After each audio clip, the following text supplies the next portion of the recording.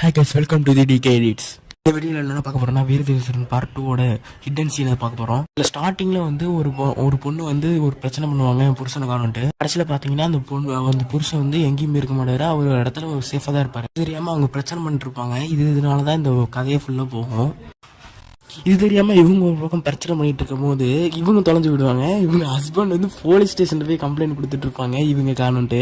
இது பெரியவர் வீட்டில் தான் அந்த சம்பவம் நடந்தா சொல்லிட்டு இருப்பாரு. இதை வந்து எஸ்பி வந்து அதாவது நம்ம எஸ்டேஸ்வரி வந்து கோல்டன் ஆப்பர்ச்சுனிட்டியாக பயன்படுத்துவார். இதை வந்து நம்ம எஸ்டேஸ்வரி எப்படி பயன்படுத்தியிருப்பாருன்னா இந்த பெரியவரையும் அந்த கண்ணன்ற ஒருத்தரையும் கொல்றதுக்காக இது வந்து யூஸ் பண்ணியிருப்பாரு. இந்த பிரச்சனை வராமலே இருந்திருக்கலாம்.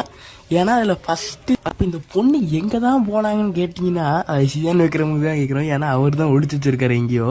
நான் எப்படி கண்டுபிடிச்சேன்னா ஓப்பனிங் சீனில் சியான் விக்ரம காட்டும் போது அவர் காத்தாடி வாங்குவார், திருவிழா காத்தாடி வாங்குவார். இது அவர் பொண்ணுக்காக வாங்குவார். ஆனால் அந்த பொண்ணு கேட்கும் போது இந்த காத்தாடி எங்கே அப்படின்னு கேட்கும். வாங்கிட்டேன்னு சொன்னீங்க எங்கே அப்படின்னு கேட்கும்.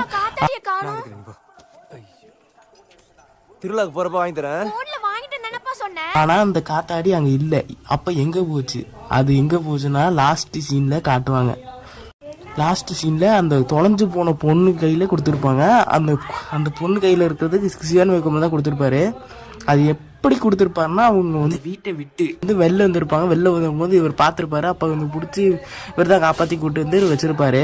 வச்சிருந்ததுனால இவ்வளோ பிரச்சனை நடந்திருக்குன்னா அவருக்கு தெரியுமா தெரியாதுன்னு தெரியல எனக்கு சத்தியமா. எத்தனை பேர் இந்த படத்தை பார்க்கும்போது இன்டர்ன்ஷிப்பை கண்டுபிடிச்சிங்கன்னு கமெண்ட்ல சொல்லிருப்பாங்க.